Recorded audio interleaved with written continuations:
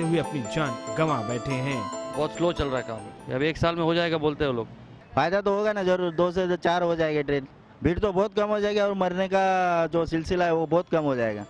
दक्षिण मुंबई व्यापार का प्रमुख केंद्र है और इसलिए बाहर से आने वाले अधिकांश लोग यहाँ पर आना चाहते हैं और आने के लिए लोकल ट्रेन का इस्तेमाल करते हैं। बावजूद इसके न तो सालों से चल रहे पुराने डिब्बों को बदला गया और न ही नए ट्रैक बनाए गए, जिससे यात्रियों का बढ़ने वाला दबाव कम होता नजर नहीं आता। मैं राज्य सरकार की जो नीति है उनके बारे में मैं टिप्पणी नहीं कर सकता हूँ, यानी मैंने उनके बारे में नहीं बात बता सकता हूँ, लेकिन ये जो MUTP और MUIP प्रोजेक्ट्स है जो इन ट्रेन सिस्टम को ओवरऑल करना चाहते हैं, जितने भी पैसे की कमी है, जो भी जितनी भी पैसे की कमी है, मैं एक सांसद, एक प्रतिनिधि के रूप में, मैं सरकार नहीं चलाता हूँ, मैं प्रशासन नहीं चलाता हूँ, लेकिन एक लोक प्रतिनिधि के रूप में मैं पार्लियामेंट में एक मुद्दा उठा सकता हूँ कि हाँ, ये जो MUTP प्रोजेक्ट्स है, MUIP प्रोजेक्ट्स है, जितने भी इंफ्रास्ट्रक्चर डेवलपमेंट प्रोजेक्ट्स हैं मुंबई के लिए, उन इंफ्रास्ट्रक्चर डेवलपमेंट प्रोजेक्ट्स के लिए केंद्र सरकार को ज़्यादा ध्यान देना हो। दक्षिण मुंबई संसदीय क्षेत्र जहां सब कुछ है, पर्यटन की दृष्टि से और मध्यम आय वर्ग के लिए यह किसी स्वर्ग से कम नहीं, लेकिन बात सिर्फ इतनी सी है कि जो विरासत में मिला उसी का महिमा मंडन हो रहा है। पर्यटन की संभावनाएं और बढ़े, इस पर कोई ध्यान नहीं दिया जा रहा और कुछ खास प्रयास नहीं किए जा रहे हैं। Gateway of India, marine drive, Juhu Chowpatty और ना जाने कितनी अच्छी इमारतें और स्थान जहां घूमने के लिए हिंदुस्तान और हिंदुस्तान के बाहर से लाखों की तादाद में पर्यटक आते हैं, लेकिन भीड़ बढ़ने के साथ ही शुरू होती है बद इंतजामिया। सरकारिया तौर पर मुंबई शहर को शंघाई और हांगकांग बनाने की बात चल रही है, लेकिन स्थानीय स्तर पर प्रशासन में व्याप्त खामियां इस सपने को पूरा करने में सबसे बड़ा रोड़ा है। पर्यटक भी ऐसा ही मानते हैं। पर्यटन को लेकर कुछ खास नहीं किया जा रहा है except this. Is there something else? Tourist पर्यटन के नजरिए से बहुत कुछ कर सकते हैं, लेकिन जैसे मैंने कहा कि आप केवल दक्षिण मुंबई को आइसोलेट नहीं कर सकते हैं, लेकिन पूरी मुंबई शहर को हमें यहाँ टूरिज्म को ज़रूर प्रमोट करना चाहिए। और अगर चाहे गेटवे ऑफ इंडिया हो, मरीन ड्राइव हो, एलिफेंटा केव्स हो, तो बहुत सारे टूरिस्ट स्पॉट्स हैं यहाँ। टूरिस्ट पॉलिसी को हमें ज़्यादा फ्रेंडली बनाना होगा, ज़्यादा अकोमोडेटिंग बनाना होगा। जो पर्यटक यहाँ आते हैं उनके स्वागत करनी चाहिए।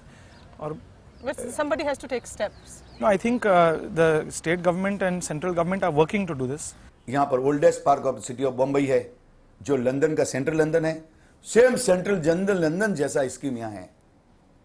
क्या इन्होंने टूरिज्म डेवलपमेंट के लिए लोगों को, नागरिकों को, आने वाले भारत के गरीब, कमजोर, जो मध्यम वर्ग के जो टूरिस्ट आते हैं, उनकी सुख सुविधा के लिए कुछ किया है क्या? आपकी कॉन्स्टिट्यूएंसी का खूबसूरत इलाका मरीन ड्राइव, इसकी ब्यूटिफिकेशन के लिए भी आपने कुछ कार्य किया है। Could you tell us something about that? Marine drive, जहाँ मरीन ड्राइव पे ही है, आप जानते होंगे कि मरीन ड्राइव एक बहुत ही मशहूर इलाका है पूरे मुंबई शहर के लिए, और यहाँ हर प्रकार के रहवासी यहाँ आते हैं, चाहे अमीर हो, गरीब हो, एंड हर एक क्षेत्र से आते हैं। तो हमने कहा कि मरीन ड्राइव को ब्यूटिफाई करना ये बहुत ज़रूरी बात है। बहुत से वरिष्ठ नागरिक यहाँ चलते हैं, सुबह सुबह युवा यहाँ खेलने आते हैं, और एक 30 करोड़ का प्रोजेक्ट है, राज्य सरकार ने शुरू किया, मैंने भी कदम उठाया पहले, और आज ये काम शुरू हुआ है, और मुझे पूरा यकीन है कि 1-2 वर्षों के अंदर जनता की भागीदारी के साथ ये काम खत्म होगा। बातों से ज्यादा कार्यान्वयन जब तक नहीं होगा तब तक ये समस्या सुलझेगी नहीं। मिलिंद देवड़ा की जिंदगी और उनके कार्यों से जुड़े तमाम और पहलुओं पर हम नजर डालेंगे, लेकिन एक छोटे से ब्रेक के बाद। व्यापारिक घराने से ताल्लुक रखने वाले मिलिंद को राजनीति विरासत में मिली और साथ ही इसे बनाए रखने की चुनौती भी। पिछले चुनाव में मिलिंद कैसे राजनीति की कमान संभाल सके और कैसे लोगों को बनाया अपना मुरीद, जानते हैं इस रिपोर्ट में। नया हूँ इस शहर में, रास्ते मालूम नहीं है मुझे, चला जा रहा हूँ वास्ते मंजिल के, पहुँचना है जहाँ मुझे। कुछ ऐसा ही सोच रहे हैं मिलिंद देवड़ा। सियासत के माध्यम से सेवा का धर्म कुछ अजीब सा लगता है, क्योंकि ये जुमला लोगों के बीच उपहास का विषय बन चुका है।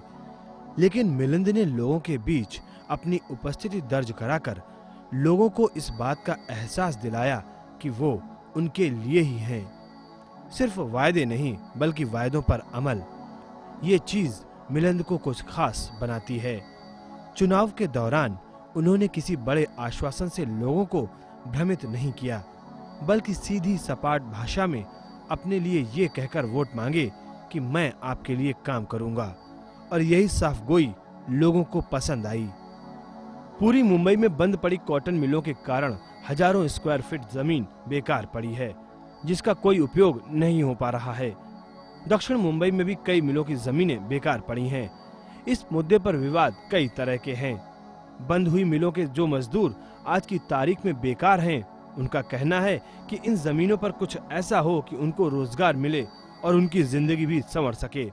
आईटीसी का होटल हुआ मराठा शेराटन, ये जो परेल कॉर्नर में, वहाँ पे भी हम लोगों ने आंदोलन किया। जैसे वहाँ पेनिनसुलर सेंटर बना है, ये जो वर्ली के आगे, वहाँ पे भी हम लोगों ने ऐसा मांग की थी, एप्लीकेशन दिया था कि हम लोग गिरनी कामगारों के घराने से आते, अभी उनका तो पूरा लुट गया सब, उनको कुछ मिला नहीं। जिनको मिला है वो भी उनका भी कुछ साधन बचा नहीं। तो अगर उनके लड़के अगर कहाँ पे अभी बेकारी का तो जो माहौल बढ़ता रहा है, तो वहाँ पे अगर कुछ जॉब मिलेंगे, बिग बाजार में मिलेंगे, तो फिर उनका ऐसे तो गुजारा हो सकता है। सांसद मिलिंद देवड़ा भी इस बात से चिंतित नजर आते हैं। उनका कहना है कि जिस शहर में जमीन की इतनी किल्लत हो, वहाँ जमीन बेकार पड़ी हो, ऐसा तो सिर्फ तब हो सकता है जब सरकारी योजनाओं की कमी हो और सरकार के पास कोई विजन न हो। मिलिंद इसमें अपने कुछ सुझाव भी देते हैं।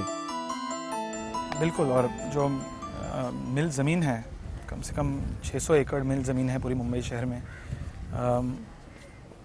मैं और जितने सारे एक्टिविस्ट हैं, एनजीओज़ हैं, हमने यही कहा कि सबसे ज़्यादा जो ज़मीन है शहर को दिया जाना चाहिए। ओपन स्पेसेस के लिए, गार्डन्स के लिए, अफोर्डेबल हाउसिंग के लिए। आपने पुरानी बिल्डिंग्स के बारे में कहा, ट्रांजिट कैंप्स एक बहुत बड़ी समस्या है पुरानी बिल्डिंग्स में रीएलोकेशन के लिए। तो अगर हम मिल लैंड्स की ज़मीन का सही ढंग से इस्तेमाल करेंगे तो हमें बहुत ज़मीन, 200 एकड़ ज़मीन ट्रांजिट कैंप्स के लिए, अफोर्डेबल हाउसिंग के लिए मिल सकता है। और उसके साथ साथ जो प्राइवेट डेवलपर है, जो ज़मीन का मालिक है, 200 एकड़ ज़मीन खुद डेवलप कर सकता है, 1/3 ज़मीन। लेकिन मैं हमेशा यही बात कहता हूँ कि मुंबई शहर में अगर हम बड़े बड़े बिल्डिंग्स, महानगर पालिका या राज्य सरकार के अर्बन डेवलपमेंट मिनिस्ट्री, अगर अपने कानून में हम बदलाव नहीं लाएंगे, अगर बड़े बड़े बिल्डर्स को हम बिल्डिंग कंस्ट्रक्शन करने देंगे, तो संसाधन पर बहुत दबाव पड़ रहे हैं। और आज हम देख रहे हैं जब भी एक बड़ी बिल्डिंग आती है तो दूसरे अन्य उस नेबरिंग इलाके में लोगों के पास पानी नहीं है, ट्रैफिक की प्रॉब्लम्स हैं। तो मैं यही कहता हूँ कि इंफ्रास्ट्रक्चर मस्ट प्रीसीड डेवलपमेंट के पहले, कंस्ट्रक्शन के पहले संसाधन पर हमें ध्यान देना होगा। कांग्रेस के नौजवान नेताओं में मिलिंद मुरली देवड़ा एक खास मुकाम बना चुके हैं और इनके काम करने का तरीका भी बिल्कुल ही अलग है। संगीत को अपनी पहली पसंद मानते हैं। बदलते जमाने के साथ पानी, बिजली, सड़क जैसे मुद्दों से हटकर इन्होंने कुछ अलग ही करने का प्रयास किया। विदेश से प्रबंधन की डिग्री लेकर हिंदुस्तान आए मिलिंद, जिनकी आंखों में भविष्य के हिंदुस्तान के लिए कई सपने जमा हो रहे थे, और इसलिए जब वो सांसद बने तो बिजली, पानी, सड़क जैसी समस्याओं के साथ देश के भविष्य को सुधारने का प्रयास भी किया। बच्चों को अच्छी शिक्षा मिले, लोगों को रहने के लिए कम से कम एक कमरे का मकान तो मिले, और वो सब मिले जो जिंदगी को बेहतर बनाने के लिए जरूरी होता है। मिलिंद ने इस बात को मजबूती के साथ सरकार के सामने रखा कि जिस हिसाब से ये क्षेत्र केंद्र सरकार और राज्य सरकार को कर देता है, उसकी अपेक्षा यहाँ पर सरकारी पैसे का खर्च नहीं होता है, और इस लिहाज से इस क्षेत्र पर ज्यादा योजनाएं बनाई जाए और ज्यादा पैसा खर्च किया जाए। देश की आर्थिक राजधानी से ताल्लुक रखने वाले मिलिंद शहरी विकास पर सरकार का ध्यान खींचने में जुटे हैं। रोजगार के अवसरों के चलते शहरों पर आबादी का दबाव जबरदस्त तरीके से बढ़ा है। इस आधार पर मनमोहन सरकार द्वारा 5,500 करोड़ रुपए से नेशनल अर्बन रिन्यूअल मिशन की शुरुआत की गई है, जिसमें मिलिंद की भूमिका अहम मानी जा रही है। Young chap, 27 years old, dynamic person, but जब पार्लियामेंट में बोलता है तो कितनी गंभीरता से उसकी बातों को सुना जाता है।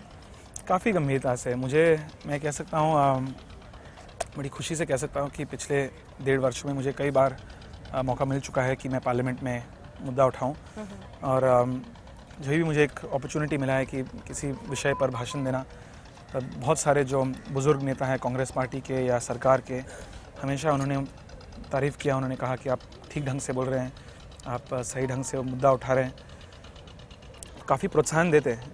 1.5 साल हो गया, 2 साल हो गए। मैं आपके माध्यम से पूछना चाहता हूं इनको, और पर्टिकुलर मीडिया को पूछना चाहता हूं कि इनको जवाब पूछे कि इनका पार्लियामेंट में कितनी तो हाजिरी हुई है, कितने सेशन अटेंड किए। मिलिंद ये नजीर भी पेश कर रहे हैं कि बेहतरी के लिए महज सरकारी योजनाओं पर टकटकी बांधना गलत बात है। एक सांसद चाहे तो अपने क्षेत्र में क्या नहीं कर सकता, जरूरत है तो समर्पण और साफ नीयत की। दक्षिणी मुंबई क्षेत्र के स्कूलों में लगे ये कंप्यूटर यहाँ पढ़ने वाले बच्चों के लिए बड़ी सौगात हैं, मगर यह किसी सरकारी योजना की देन नहीं है। युवा सांसद मिलिंद अपनी एनजीओ के जरिए इस काम को अंजाम दे रहे हैं। विदेश में पढ़े मिलिंद देश के भविष्य को सूचना क्रांति से जोड़ना अपनी प्राथमिकता मानते हैं। कहाँ देखना चाहेंगे अपने आप को और मुंबई को, अपनी कॉन्स्टिट्यूएंसी को आफ्टर अ फ्यू इयर्स? मैं चाहता हूँ कि जो अर्बनाइजेशन जो मैंने कहा, हर एक शहर में, चाहे मुंबई हो, चेन्नई, कोलकाता, दिल्ली, हर एक शहर पर हमें उनके विकास पर ध्यान देना होगा। और जिस तरह से राज्य सरकार, अन्य राज्य सरकार, केंद्र सरकार ग्रामीण इलाकों पर, रूरल डेवलपमेंट पर, रूरल इकोनॉमी पर ध्यान देते हैं, उसी तरह से उन्हें अर्बन डेवलपमेंट पर भी ध्यान देना होगा। मुझे उम्मीद है कि जो राष्ट्रीय शहरी नवीनीकरण अभियान मनमोहन सिंह जी ने स्थापित किया है, मुझे उम्मीद है और यकीन भी है कि उनके नेतृत्व में जो प्रक्रिया उन्होंने शुरू किया, उस प्रक्रिया को ज़्यादा मजबूत करेंगे और देखेंगे कि जितने भी शहर बन रहे हैं पूरे देश में और जितने भी बड़े बड़े शहर हैं, उन शहर की नवीनीकरण अच्छी ढंग से। तो ये थी हमारी मुलाकात मिलिंद देवरा के साथ। हमने बनाई उनकी रिपोर्ट कार्ड, जानने की कोशिश की कि किस हद तक खरे उतर पाए हैं वो अपने वोटरों की उम्मीदों पर। कुछ लोग ऐसे भी मिले जिन्हें उनसे शिकायतें थी, लेकिन उनके कार्यों को देख और उनकी सोच को जान इतना तो कहा जा ही सकता है कि उनकी पहल या उनके कदम बहुत ही सराहनीय है। आपको आपका नेता का ये एपिसोड कैसा लगा हमें जरूर बताएं। अगले हफ्ते हम फिर मिलेंगे आपसे एक और नेता के साथ। तब तक के लिए नमस्कार।